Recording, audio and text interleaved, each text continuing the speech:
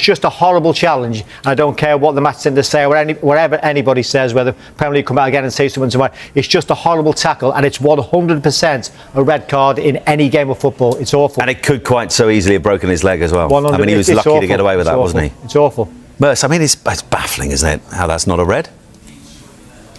The fallout from the latest Merseyside derby continues to dominate headlines, with former Premier League referee Mike Dean, Fulham captain Tom Cairney, and the Sky Sports Soccer Special Panel all condemning the decision not to send off Everton's James Tarkowski for his challenge against Liverpool.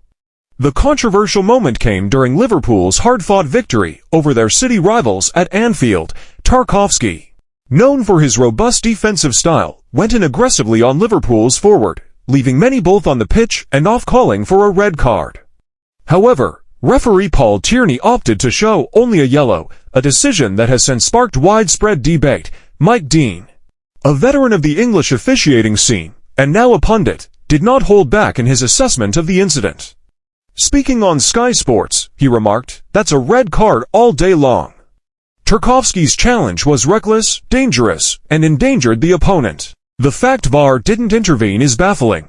Dean's comments echoed the frustrations of Liverpool fans, who felt the decision was another example of inconsistent officiating in the Premier League. Tom Cairney, watching the match as part of the Soccer Special Panel, also expressed his disbelief. "I can't understand how that's not a red," the Fulham midfielder stated. "If that happens anywhere else on the pitch, it's a sending off. It's a high challenge with excessive force. What more do you need?" The entire Soccer Special Panel, which included other former players and analysts, shared similar sentiments. The general consensus was that Tarkowski was fortunate to stay on the pitch, with questions raised about the effectiveness of VAR in such situations. Pundits pointed out how similar challenges in other matches this season have resulted in straight red cards, reinforcing claims of inconsistency in decision-making. Liverpool manager Arne was visibly frustrated on the touchline, but chose to keep his comments reserved post-match, stating, "We trust the referees to make the right calls, but in situations like this, you do wonder why certain decisions go one way and not the other." Everton boss Dyche, on the other hand, defended his player, insisting that Tarkowski played the ball first and that his intent was not malicious. "It's a contact sport, and I don't think it warranted a red. It was a committed challenge, but not a dangerous one," Dyche said. Despite Liverpool ultimately securing the win, the controversy surrounding Tarkowski's challenge adds to the ongoing debate about refereeing standards and VAR's role in the Premier League, with such high-profile figures voicing their concerns.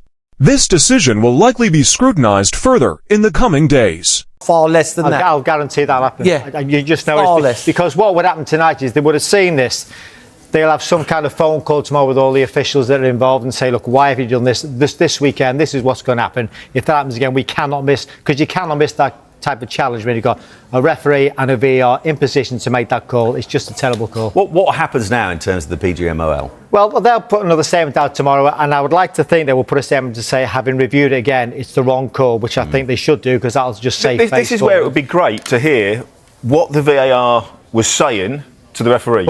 Going through that systematic, hearing what he says, going, "I don't think that's a red card because of," and then at least an ex-player can come and say, "Look, it 100% is a red card because of this reason and that reason," so and they can learn from it. You'll get it on the next mic'd up programme that Howard does, but I know what in about 12 weeks' time. I know what Danny's saying. They'll have ref watch tomorrow morning, and they should be able to play the footage there tomorrow on ref watch, so you can see what's been said straight away. It's not about having a go at him, but it's about him learning from that and saying, actually, whether he thinks it was a red card or not is almost irrelevant.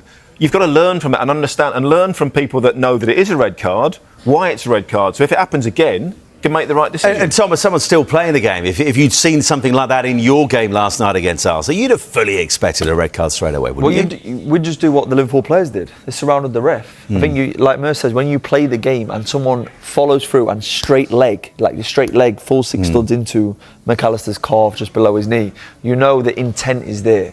Yeah. Nowadays you get yellow card for surrounding the ref. Yeah. it's like, I think I might be mistaken. Were you sent off this year at Tottenham? At Tottenham for like a It's like on Kulusevski. I stood on the back of his car with no point of contact is probably a red card, but there's no forced, there's no real intent in there. Point of contact, yes, speed, intensity, but that is what is 10 times worse a challenge than what Tom's was in the. I was going to mention that because I'm boiling inside, but no.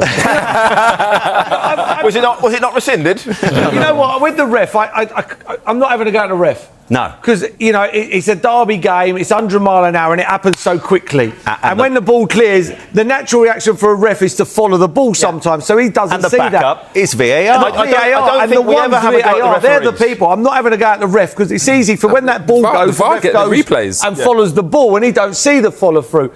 But VAR can watch that 20 times. We watched it once. Referees will always make mistakes, and we accept that. That's part and parcel. It happened in our day, it still happens. That's not a problem. But VAR get the option to watch 10 replays, and they still get it wrong. And that's the most frustrating thing. I get the feeling we'll talk about more of this on Saturday.